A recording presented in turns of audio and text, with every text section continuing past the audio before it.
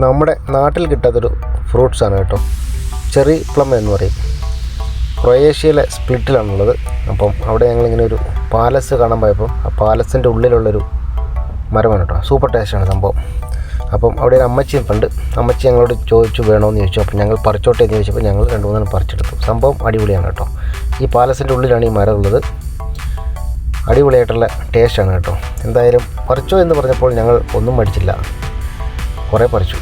ഈ വീട്ടിലാണ് കേട്ടോ അമ്മച്ചി താമസിക്കുന്നത്. വളരെ ചെറിയൊരു വീട് കേട്ടോ. ഇതാണ് അമ്മച്ചി.